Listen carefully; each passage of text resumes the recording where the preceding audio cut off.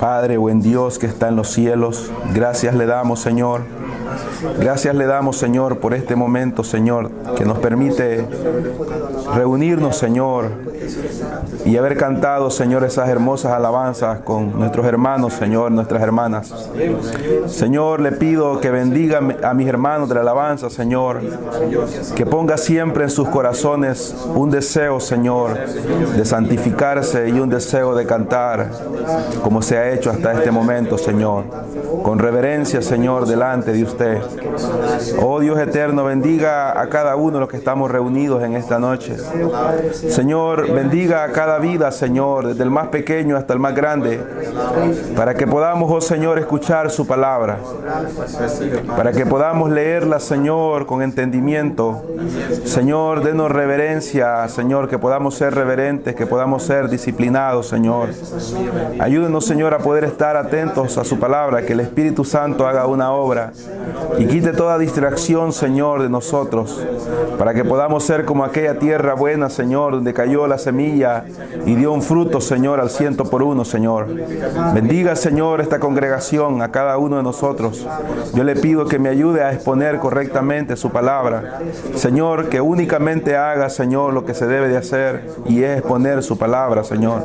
Quite todo pensamiento de mí que quiera yo decirlo con respecto a la predicación, y que lo único que pueda hacer, Señor, sea exponer su santa y bendita palabra, y que esta palabra, Señor, haga, Señor, su efecto, su obra en cada uno de los que estamos en este lugar.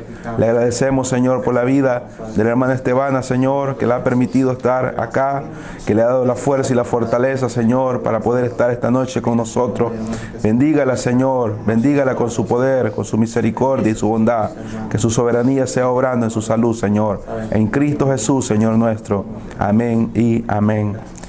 Primera de Tesalonicenses, capítulo 1, dice: damos siempre gracias a Dios por todos vosotros, haciendo memoria de vosotros en nuestras oraciones, acordándonos sin cesar delante de Dios y Padre nuestro de la obra de vuestra fe, del trabajo de vuestro amor y de vuestra constancia en la esperanza en nuestro Señor Jesucristo. Porque conocemos, hermanos amados, de Dios vuestra elección, pues nuestro evangelio no llegó a vosotros en palabras solamente, sino también en poder, en el Espíritu Santo y en plena certidumbre. Como bien sabéis cuáles fuimos entre vosotros por amor de vosotros, y vosotros venisteis a ser imitadores de nosotros y del Señor, recibiendo la palabra en medio de gran tribulación con gozo del Espíritu Santo, de manera que habéis sido ejemplo a todos los de Macedonia y de Acaya que han creído, porque partiendo de vosotros ha sido divulgada la palabra del Señor, no solo en Macedonia y en Acaya, sino que también en todo lugar vuestra fe en Dios se ha extendido, de modo que nosotros no tenemos necesidad de hablar nada, porque ellos mismos cuentan de nosotros la manera en que nos recibisteis y cómo os convertisteis de los ídolos a Dios, para servir al Dios vivo y verdadero, y esperar de los cielos a su Hijo, al cual resucitó de los muertos, a Jesús, quien nos libra de la ira venidera. Amén. Pueden tomar asiento, hermanos. Gracias por su reverencia. Anoche hablamos del atributo, la ira de Dios, y vimos que desde el comienzo de la creación ese atributo ha sido manifestado de parte de Dios en su justicia y santidad ha sido derramado. Su ira ha sido derramada para demandar justicia contra el pecado y contra el pecador.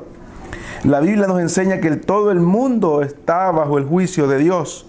Anoche leíamos en el libro de Job, en el capítulo 9, nosotros leíamos que Dios no retrocede con respecto a este atributo, que va en camino, va en marcha. Lo que Dios ha establecido, Dios lo va a hacer con respecto a ejercer su juicio.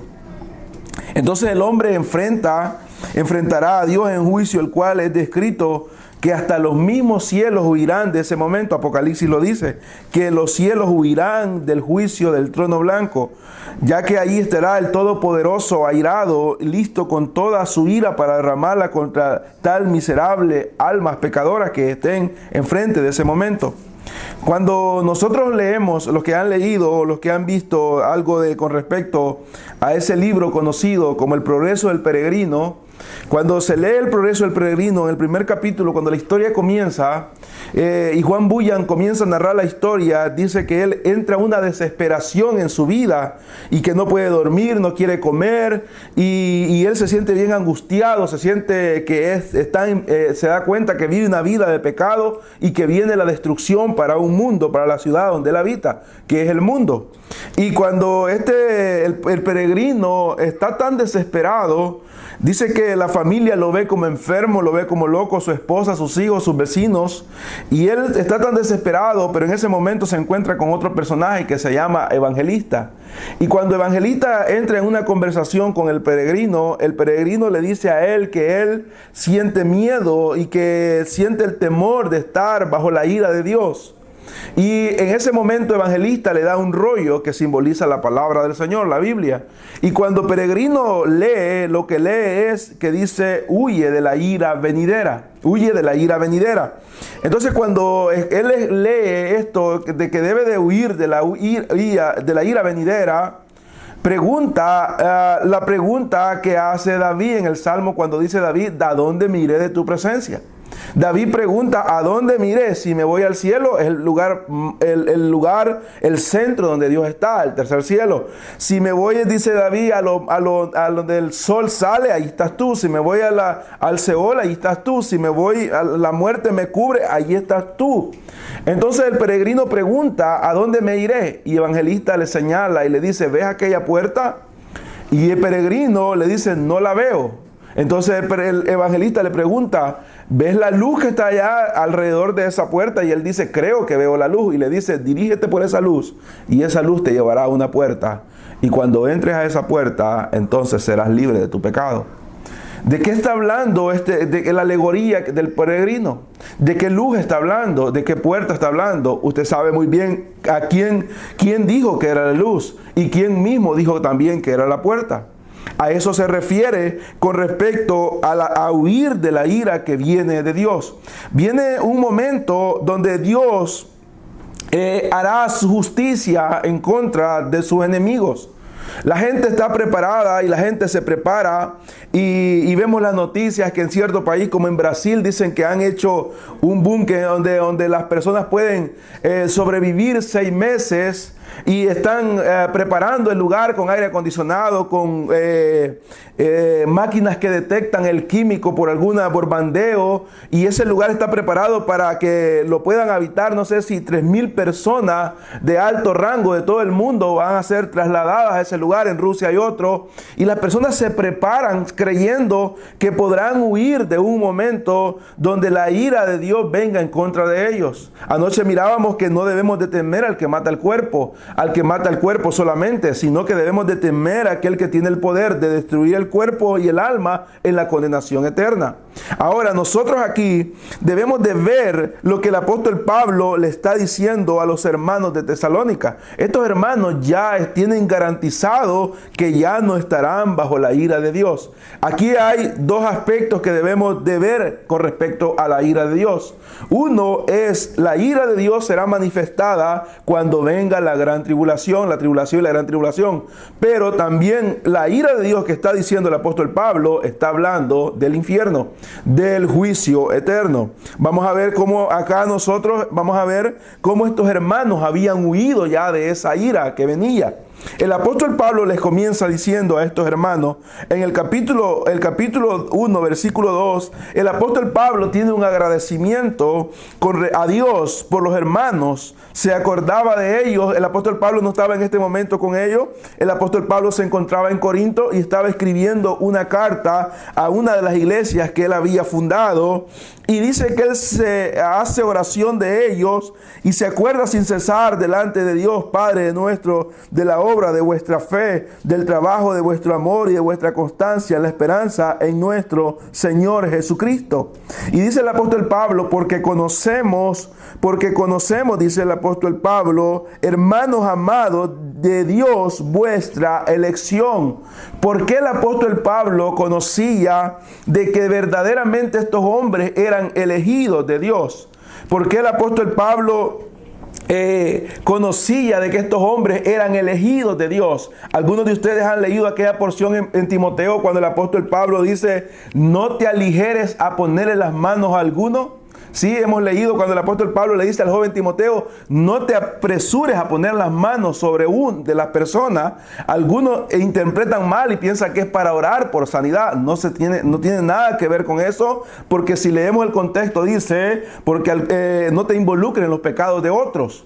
¿Qué está diciendo el apóstol Pablo? El apóstol Pablo está diciendo al joven Timoteo: no te apresures a imponer las manos para poner a otro en un privilegio como el que tú tienes. Porque el apóstol Pablo le ha dicho en unos versículos anteriores a Timoteo: recuerda, Timoteo, que has sido elegido y por la imposición de manos ahora eres lo que eres. A él se les puso las manos. Entonces el apóstol Pablo en aquel tiempo se oraba por un nuevo pastor y decía: vamos a orar por este pastor para que Dios le ayude, Dios lo dirija. Y en ese momento el apóstol Pablo le está diciendo a Timoteo: no hagas esto con ligereza.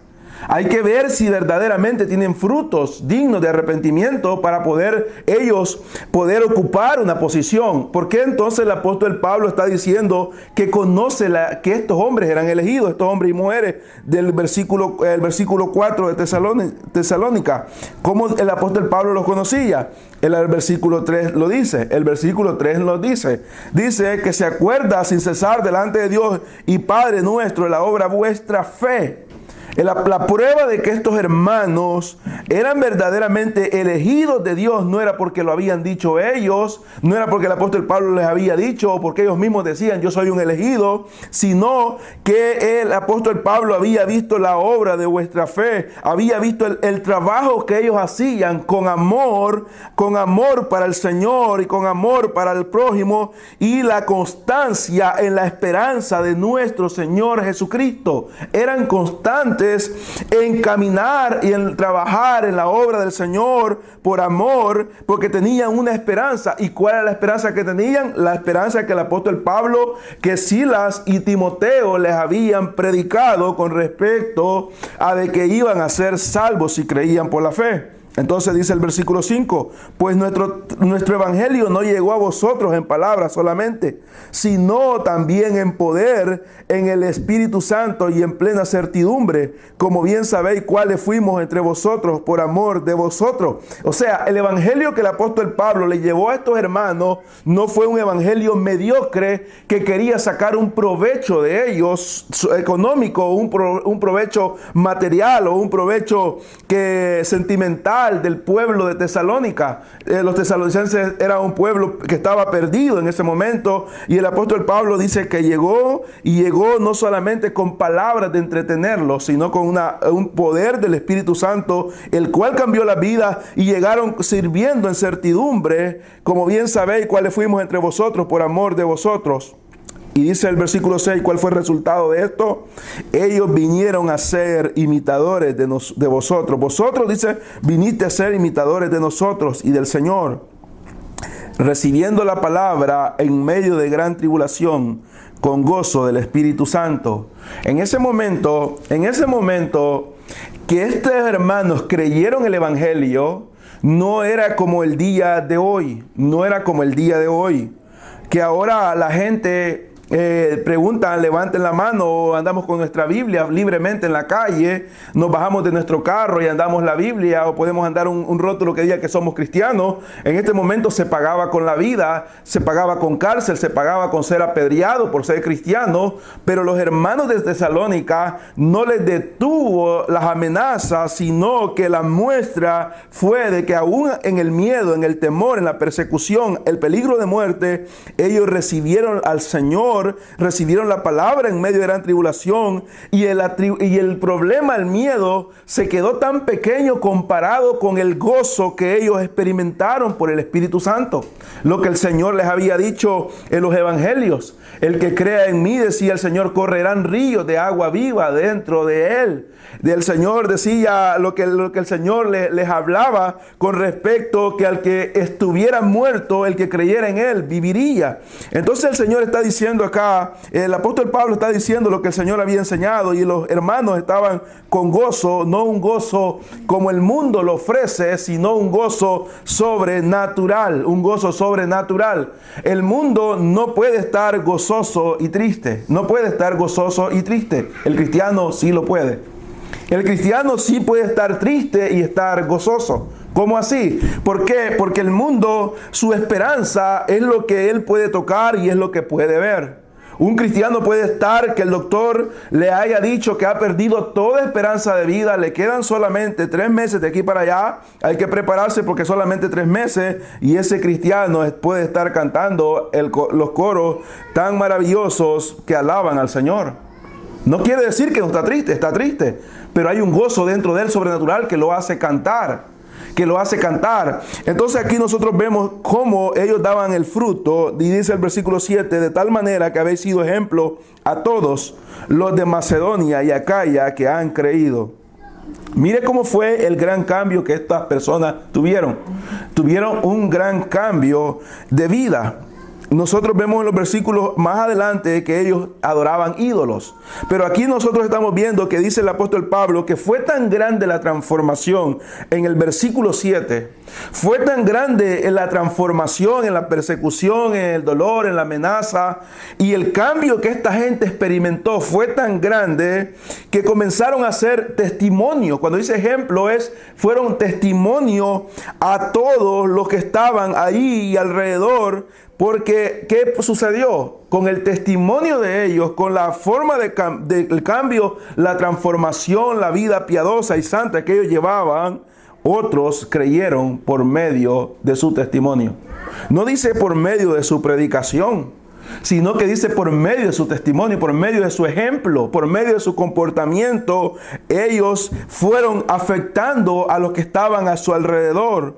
Tanto así, dice el apóstol Pablo, que han creído, porque partiendo de vosotros, dice, ha sido divulgada la palabra del Señor, no solo en Macedonia y Acaya, sino que también en todo lugar vuestra fe en Dios se ha extendido, de modo que nosotros no tenemos necesidad de hablar. Esta gente, cuando se convirtió, no tomó como un juego el evangelio, ni lo tomó solamente para decir soy cristiano y salir y caminar y ir al trabajo y volver a la casa y ser cristiano en la casa, sino que desde el momento que salían de cualquier lugar donde estaban, ellos demostraban que habían sido transformados. Entonces las demás personas preguntaban, ¿qué es lo que ha sucedido con usted?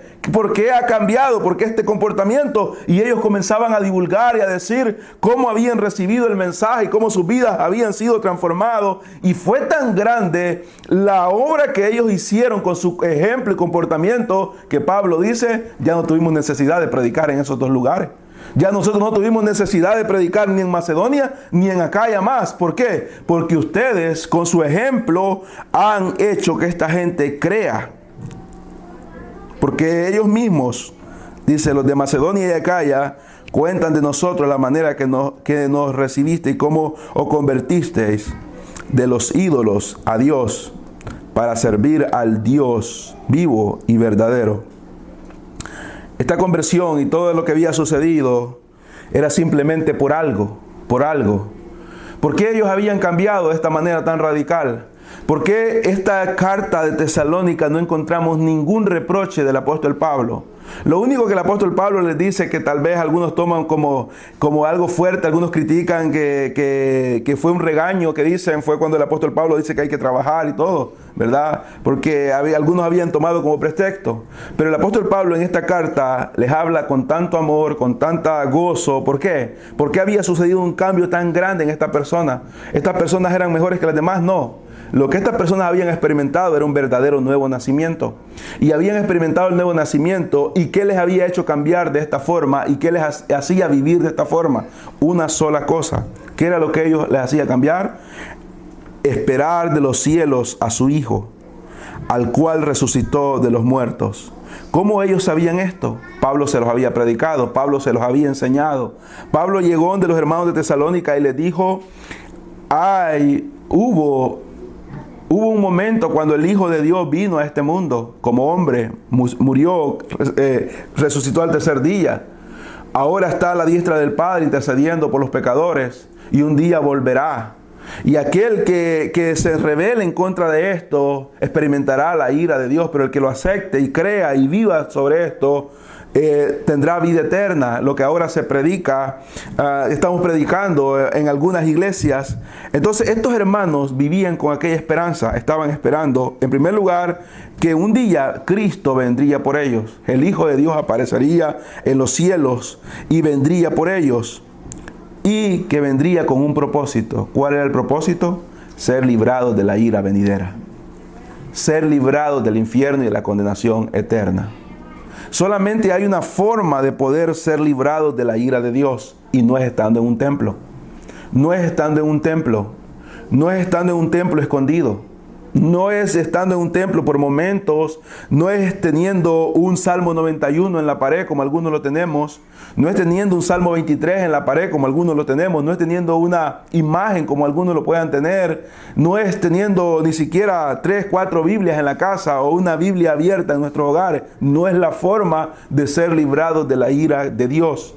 La única forma de ser librados de la ira de Dios es de verdad arrepintiéndonos de nuestros pecados. No hay otra forma más. Estas personas se habían arrepentido de verdad. El apóstol Pablo dio testimonio de ellos. El apóstol Pablo dio testimonio. La Biblia está llena de personas que nunca se arrepintieron de verdad. Por ejemplo, tenemos Simón el Mago. Simón el Mago se arrepintió, supuestamente creyó y supuestamente se había arrepentido. Y no solamente creyó, sino que se bautizó. Pero cuando fue confrontado, no importó que hubiese dicho que creía, que hubiese confesado sus pecados, no importara que anduviera detrás de Felipe y no importara que había sido bautizado. El apóstol Pedro le dijo: estás en amargura, no eres salvo, no eres cristiano. Entonces encontramos a un Judas que andaba detrás del Señor, estaba con el Señor, vio los milagros del Señor, fue llamado por el Señor, pero su mirada solamente estaba puesta en la bolsa de las ofrendas. Él tenía su mirada solamente en las bolsas de las ofrendas. Cuando aquella mujer estaba quebrando, abriendo aquel perfume de un salario muy alto, que valía el precio que un hombre ganaba en todo el año y solamente lo ocupaban para el día del matrimonio, el día de la muerte, dijo él: ¿por qué no lo vendimos y lo dimos a los pobres? Y la Biblia clara dice: no lo dijo porque él quisiera a los pobres, lo dijo porque era ladrón. Ese hombre anduvo caminando por los 3 años con el Señor Jesucristo y creyó supuestamente las cosas que el Señor hacía, pero lo vendió, lo traicionó. Y el dinero que él ocupó, que tanto anhelaba, solamente le sirvió para poder comprar el terreno donde él mismo cayó. Fue lo único que sirvió. No hubo ninguna esperanza. Ahora Judas, después de haber andado con el Señor por 3 años, caminado con el Señor, hoy está en el infierno. Nunca más podrá tener una oportunidad de entrar al cielo. ¿Qué es lo que Judas está esperando? Es la ira venidera. Es la ira venidera. En primer lugar, nunca creyó, traicionó al Señor Jesucristo y cometió homicidio en contra del mismo, lo que hoy conocemos como suicidio. Ningún asesino entrará en el reino de los cielos. Entonces, tenemos una lista de personas que supuestamente creyeron, pero nunca lo hicieron de todo corazón. Entonces, ¿qué nos garantiza que nosotros de verdad permaneceremos alejados de la ira venidera? Vemos el ejemplo de los hermanos de Tesalónica en estos 10 versículos. Ahora veamos Mateo capítulo 3, cómo nos enseña lo que significa, lo que el apóstol Pablo estaba diciéndoles a estos hermanos, que esa ira se ha ido. El capítulo 3 encontramos la predicación de Juan el Bautista. La predicación de Juan el Bautista. Y Juan el Bautista, el profeta del Nuevo Testamento, Juan el Bautista, dice que en ese momento viene predicando y sale del desierto y viene con la predicación y lo primero que él comienza es diciendo: arrepentíos, porque el reino de los cielos se ha acercado. Pues este es aquel de quien habló el profeta Isaías cuando dijo: voz de que clama en el desierto, preparar el camino del Señor, enderezar sus sendas. De él había profetizado el profeta Isaías años antes con respecto a lo que Juan vendría a hacer. Y Juan vino a cumplir exactamente lo que se le había dicho. Y da las características de cómo Juan estaba vestido. Juan estaba vestido de pelo de camello y tenía un cinto de cuero alrededor de sus lomos, y su comida era langosta y miel silvestre, y salían a Jerusalén y toda Judea y toda la provincia alrededor del Jordán, y eran bautizados por él en el Jordán, confesando sus pecados. Entonces el versículo 7 dice: al ver que muchos de los fariseos y de los saduceos venían a su bautismo, les decía, generación de víboras, ¿quién os enseñó a huir de la ira venidera?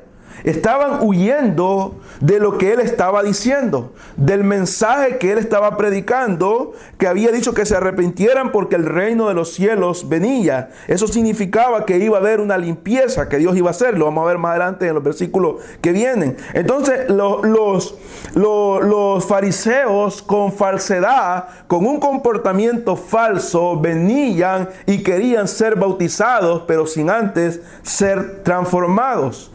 Entonces el orden en la iglesia, el orden en el cristianismo es creer y ser bautizado. El bautismo no salva a nadie. El bautismo es una muestra de obediencia delante del Señor. Delante del Señor. No es primero bautizarse y después creer. Pero muchas veces ahora hemos cometido el error. Y digo hemos cometido porque yo mismo lo he cometido, de bautizar gente que no es cristiana. De algunas personas que no es cristiana. Que uno solamente por quererlo hacer, por querer complacer o por querer decir hay números, las personas, hay que bautizar a tal persona, y están bautizando y caemos en el error de bautizar a todo el que dice que quiere ser bautizado, pero nunca se ve un cambio de vida.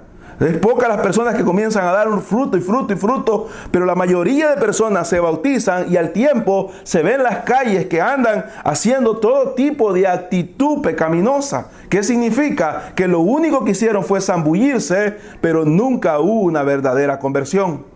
Entonces aquí estamos viendo el orden de que el profeta de Dios del Nuevo Testamento, Juan el Bautista, les dice a ellos quién les enseñó a huir de la ira venidera. ¿Estaba bien lo que ellos estaban haciendo? En cierta forma sí, porque estaban queriendo huir de lo que se les había dicho que vendría de parte del Señor. Pero él les dice, el versículo 8, haced pues frutos dignos de arrepentimiento, y no penséis decir dentro de vosotros mismos: a Abraham tenemos por padre, porque yo digo que Dios puede levantar hijos a Abraham aún de estas piedras. ¿Qué está diciendo el profeta Juan el Bautista? El judaísmo es una religión, ¿verdad? El judaísmo es una religión y comienza con Abraham. Abraham es el símbolo del judaísmo. Abraham es el símbolo del judaísmo. Abraham, Moisés, todos estos, los patriarcas, son los que ellos veneran y respetan. Entonces, ¿qué le está diciendo? La religión que ustedes tienen no sirve de nada con respecto a ser librado de la ira venidera. Ninguna religión, ningún pastor, ningún sacerdote. ¿Vieron la noticia lo que pasó esta semana pasada en El Salvador? Un pastor colaboró con la muerte de un agente policial en El Salvador. ¿Lo vieron? El pastor con su hijo, el supuesto pastor con su hijo, ayudaron a partir a un policía como en 8 pedazos. Y el pastor en su carro, que seguramente la congregación se lo ha comprado, lo fueron a tirar al policía en una calle de San Salvador. ¿Qué predicará este hombre? ¿De qué le habrá predicado por todos estos años atrás? ¿De qué les enseña? ¿De qué pudo haber enseñado a la congregación? ¿De qué pudo haber hablado? Lo más seguro es que esta congregación estaba bajo un engaño religioso y bajo un falso predicador. Entonces está diciendo acá Juan, no piensen decir que la religión, no piensen ustedes que la religión los va a salvar. No importa que ustedes vengan de esa religión del judaísmo, porque está diciendo dice hacer frutos dignos de arrepentimiento. Lo importante para con Dios no es en qué denominación estemos. Lo importante para con el Señor no es a qué denominación pertenezcamos, no es tomando en cuenta el catolicismo ni la secta. Estoy hablando del cristianismo verdadero. No le importa al Señor tanto como nosotros en qué denominación estamos o qué es lo que nosotros practicamos con respecto a lo que creemos, a lo que no creemos, en algunas cosas pequeñas, no doctrinas que no se pueden negociar, sino que lo importante del Señor es que haya un verdadero arrepentimiento dentro de nosotros. Y no solamente testificar predicar, como decir, voy a dar un testimonio y decir, yo me arrepentí tal día, yo me convertí tal día. Eso no vale de nada, sino que debe de haber un fruto que salga de nosotros que demuestre que verdaderamente nos hemos arrepentido. Aunque no lo digamos, la gente lo ve. Aunque no andemos diciendo, la gente lo ve. Mire, una persona me dijo un día, yo creo que no me he casado porque yo soy demasiado humilde, ¿verdad? Me dijo él. Y yo le dije, no tenés nada de humilde. Porque el menos humilde es el que se cree que es humilde. El que es humilde de verdad no lo anda diciendo. Él es humilde y la gente lo puede ver que es humilde. Pero esta persona dice, yo no me he casado porque soy humilde. No, no te has casado quizás por otra cosa. Puede ser por feo, porque no hablas o por cualquier otra cosa, pero menos por humildad. Entonces, nosotros no debemos decir en el cristianismo, yo soy cristiano, yo hago esto, yo hago lo otro, yo hago aquí, yo hago allá. Las personas tienen que ver dentro de nosotros y fuera de nosotros qué es lo que Dios ha hecho. Entonces Juan está diciendo, tienen ustedes hagan frutos dignos de arrepentimiento, que es lo que Pablo le ha dicho a Tesalonicenses. No les ha dicho, leí la carta, hermanos de Tesalonicenses, lo que ustedes hacen, ¿verdad? No, los de Acaya y los de Macedonia han dado testimonio de ustedes y nosotros los hemos visto, lo que ustedes han hecho. ¿Por amor a quién? Por amor a Cristo. Entonces dice él, ¿por qué? ¿Por qué dice el apóstol Pablo, dice Juan, por qué debemos de hacer esto? Porque ya hay una hacha puesta. Esta hacha se refiere al juicio de Dios. No se refiere a la muerte física, tanto que hoy la gente amenaza y vas a morir y en cualquier momento puedes morir por andar en esto malo. No, hay un hacha de un juicio de Dios. El hacha está puesta, dice, y está puesta a la raíz de los árboles. Cuando dice árboles se refiere a personas, se refiere a los seres humanos. Por tanto, todo árbol que no da buen fruto es cortado y echado en el fuego. Todo árbol que no da buen fruto es cortado y echado en el fuego.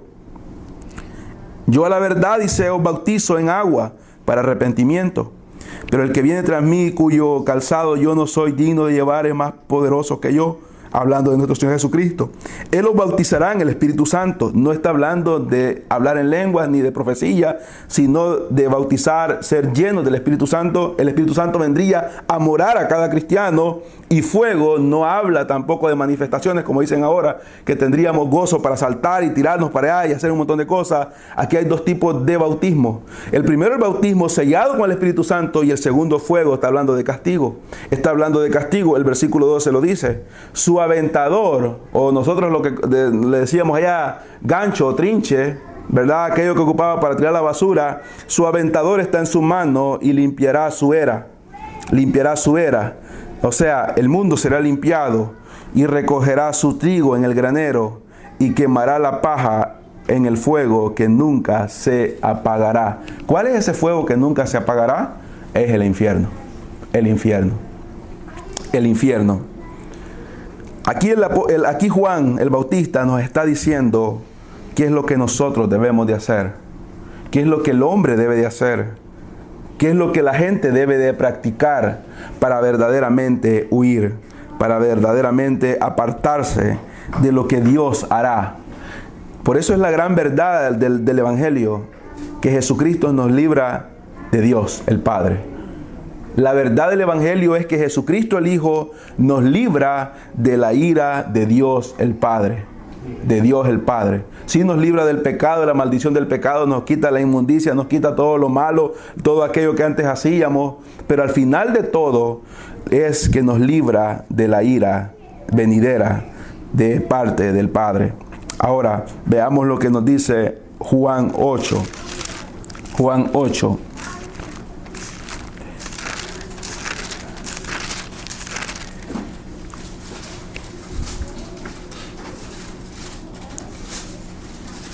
Juan 8 dice, Juan 8:12 dice, otra vez Jesús les habló diciendo, yo soy la luz del mundo. El que me sigue no andará en tinieblas, sino que tendrá la luz de vida. Tendrá la luz de vida. ¿Por qué la gente no huye de la condición que está? ¿Por qué la gente vive como está? Porque está en tinieblas. Está en tinieblas. Está en tinieblas. Si yo si estuviéramos aquí en este lugar oscuro todo oscuro completamente, y estuviéramos muriendo de sed, de calor, pero más que todo la sed nos estuviera matando, y estuviéramos totalmente oscuridad, encerrados, como esas personas que las traen para este país y las meten en esos furgones y está todo oscuro y no pueden ver nada, pero sigamos que estuviéramos en este lugar y estuviéramos aquí encerrados, a nuestra derecha podría estar un envase con agua, pero como estamos en oscuridad no nos damos cuenta. Podría ser que algunos muriéramos de sed acá y cuando pusieran la luz viéramos un paquete de 24 aguas a la par. Si tan solo hubiéramos visto que estaba el agua, lo hubiésemos hecho. ¿Pero por qué no tomamos el agua? Porque estábamos en tinieblas. El mundo tiene la salida. El mundo tiene la salida. Día con día, en todas partes del mundo hay iglesias que están predicando y les están hablando a los pecadores que por qué tienen que enfrentar un juicio donde no tienen ninguna esperanza, porque se enfrentarán a Dios. Entonces la seguridad de esto es que perderán el juicio. Pero ¿por qué el hombre no lo recibe así? ¿Por qué el hombre no lo cree? Porque está en tiniebla. Corintios dice que el príncipe de este mundo le ha puesto una venda a los hombres para que no les resplandezca la luz de Cristo. Entonces aquí está diciendo el Señor, yo soy la luz del mundo, dice. La luz del mundo, el mundo que estaba en tinieblas. El mundo que estaba en tinieblas, vino la luz a este mundo. Y Él dice, no solamente basta con verlo, sino que dice que el que vea la luz y el que siga la luz, no andará en tinieblas, sino que tendrá una luz permanente. Y esa luz es la luz que le dará la vida eterna. Ahí está la salida para que el hombre pueda huir del juicio venidero. Viene el momento donde el hombre tendrá que ser condenado o ser glorificado. El hombre será condenado, será glorificado. ¿Quiénes serán condenados? Los que nunca vean esta luz y nunca sigan esta luz, como el evangelista le dijo al peregrino. Síguela, síguela. ¿Por qué? Porque le dijo, esa luz te llevará ¿a dónde? ¿A dónde lo llevará? Vea una hoja adelante, una página adelante, 2 páginas adelante tal vez, en el capítulo 10 de Juan. Cuando ya vamos por esa luz, el capítulo 10, versículo 9, dice, yo soy la puerta, el que por mí entrare será salvo, y entrará y saldrá y hallará pastos. Dice, yo soy la puerta. Hemos visto que es la luz. ¿Qué necesitamos para poder hallar la puerta? Porque está ese rótulo que dice salida y está en rojo, y cuando todas las luces se apagan queda prendido. ¿Por qué? Porque cuando nosotros quedamos en oscuridad, nuestros ojos no están adaptados a la oscuridad, y lo primero que se ve solamente es donde hay una luz. Eso significa que ese rótulo que está ahí nos señala a dónde debemos de salir. Pero si no hay nada y está todo oscuro, ¿para dónde saldríamos? Unos pegaríamos aquí, otros pegarían allá y no podríamos para dónde salir. Entonces está diciendo, yo soy la luz, dice el Señor, pero también es la puerta. Una puerta para salir y una puerta para entrar. Una puerta para salir del pecado y una puerta para entrar a la vida eterna. Es lo que Dios está ofreciendo por medio de Jesucristo. Yo nunca olvido cuando vi un documental de Discovery Channel con respecto a las Torres Gemelas, lo que pasó aquí en Nueva York, y yo lo he contado antes acá. Dice que una mujer que estaba tan desesperada, cuando aquellas torres cayeron, dice que de aquellas torres y aquella gran polvazón se vino, y ella quedó tan aturdida ahí en las torres, dice, y dice que nunca ella olvida, dice que cada vez que lo recuerda ella llora cuando lo cuenta, cuando vio una lucecita, y la lucecita que venía, dice, acercándose a ella, y ella no podía respirar. Y dice que cuando llegó era un bombero el que la encontró con una luz. La alumbró, dice, la tomó de la mano y le dio la máscara que él andaba para que pudiera respirar. Y la llevó de arrastrada, dice ella, caminando a gatas, hasta que la llevó a un edificio lejos de donde estaba el derrumbe de las Torres Gemelas en el atentado. Y dice que ella ya podía en ese momento ver la luz. Y dice ella, yo nunca voy a olvidar la cara de aquel hombre llena de tierra cuando me quitó nuevamente la máscara y le dijo, aquí va alguien, te va a venir a ayudar, ya está fuera de peligro. Y él volvió a entrar y ella le dijo, ¿por qué va a entrar otra vez? Y él le dijo, hay más gente que salvar. Y dice, yo no sé si él vivió o murió, porque luego la otra torre se derrumbó también. Pero dice ella, voy a vivir agradecido toda la vida con ese hombre, porque salvó mi vida. Ella dice, vio la luz, y es lo que Cristo hace. Es lo que Cristo hace con el hombre. El hombre está a punto de morir y no lo sabe, porque supuestamente tiene vida física, pero no sabe que está el momento cuando va a venir el momento que le reclamarán el alma. Y si muere en esa condición de tiniebla, tendrá una perdición eterna. Una perdición eterna. ¿Dios quiere eso para alguno de nosotros? No. Dios no quiere condenar a ninguno de los que estamos en este lugar. ¿Lo merecemos nosotros? Sí. Pero Dios no quiere que sea así.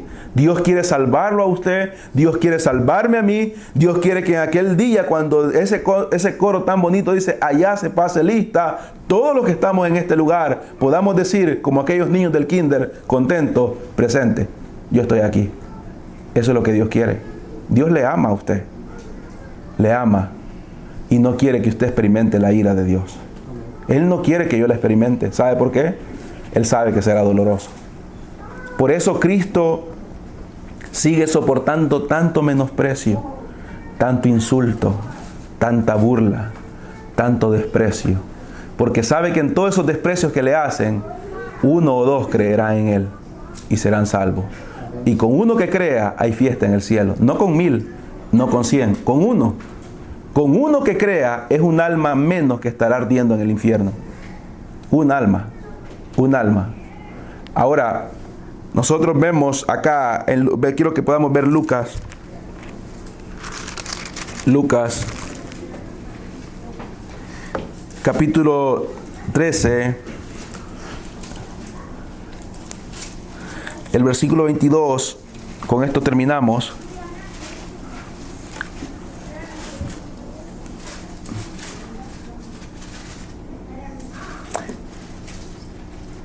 Dice, pasaba Jesús por ciudades y aldeas y enseñando y encaminando a Jerusalén. Y alguien le dijo, lo más seguro que fue un discípulo, le dijo, Señor, lo que siempre nos preocupa, ¿verdad? Son pocos los que se salvan. El Señor le dijo, esforzaos a entrar por la puerta angosta. ¿Quién es la puerta? Estaba hablando él mismo. Esforzaos a entrar por la puerta angosta, o sea, el Evangelio, Cristo. Porque os digo que muchos procurarán entrar y no podrán. No podrán entrar, porque tratarán de entrar a su manera. No podrán entrar. Y dice él, después que el padre de familia se haya levantado y cerrado la puerta, hablando del Padre, Dios el Padre, y estando fuera empecé a llamar a la puerta diciendo, Señor, Señor, ábrenos. Él respondiendo dirá, no sé de dónde sois. Entonces comenzaré a decir, delante de ti hemos comido, hemos bebido y en nuestras plazas enseñaste. Pero dirá, os digo que no sé de dónde soy. Apartados de mí todos vosotros, hacedores de maldad. Y el versículo 28 habla de una manera bien sencilla, pero debemos de entender qué tan duro será esto. Allí será el llanto y el crujir de dientes. Allí será el llanto y el crujir de dientes. En ese momento, cuando las personas estén ya en una condenación eterna sin esperanza. En una condenación eterna sin esperanza. Pero ¿por qué ir ahí? ¿Por qué ir a ese lugar cuando Dios ha preparado un lugar hermoso para nosotros? ¿Por qué querer ir a un lugar feo, horrible, de tanto dolor, cuando Dios ha preparado un lugar hermoso para cada uno de nosotros? ¿Y sabe qué es lo mejor de todo? No hay un precio que pagar. Económicamente. No hay un ticket que comprar, como dice ese coro del tren del Evangelio. El precio alto fue pagado en la cruz del Calvario. La ira que iba a caer sobre mí, cayó sobre Cristo. La ira que iba a caer sobre usted, cayó sobre Cristo. La ira que yo iba a pagar por toda la eternidad, Él la pagó en 6 horas en el Calvario. En 6 horas pagó la ira Él. Llevó la ira. Aquel que rechace eso, tendrá que pagarla por toda la eternidad. Por toda la eternidad. A Dios no se le olvida nada, ni lo más mínimo de lo malo que uno ha hecho. Ahí será cobrada la deuda de todo aquello que hemos hecho. Pero si venimos a Cristo, de verdad, cualquiera que sea nuestra deuda, cualquiera que sea nuestro pecado, Él tiene un borrador divino que lo borra. Y la cuenta comienza de nuevo. Y después de haber sido enemigos de Dios, venimos a ser amigos de Dios. Y no solamente amigos, sino hijos. Y no solamente hijos, sino coherederos de Cristo, su Hijo amado. Así que caminemos, luchemos. El que todavía no está caminando, busque, porque la puerta todavía sigue abierta. Todavía sigue abierta la puerta que es Cristo. Amén. Vamos a orar. Padre, buen Dios que está en los cielos, gracias le damos, Señor, por su salvación. Gracias por habernos salvado. Gracias por haber usted querido hacer esa obra. Gracias por haber, Señor, puesto en su corazón, Señor, venir a este mundo pecaminoso y padecer tal humillación por nosotros, Señor. Ahora, Señor, yo le pido y le suplico que obre, Señor, en aquellos que todavía no son salvos, Señor, para que puedan sentir en su corazón la necesidad, Señor, de apartarse de aquello malo. Hágale ver, Señor, que la vida es como la neblina, Señor, que está y en un momento desaparece.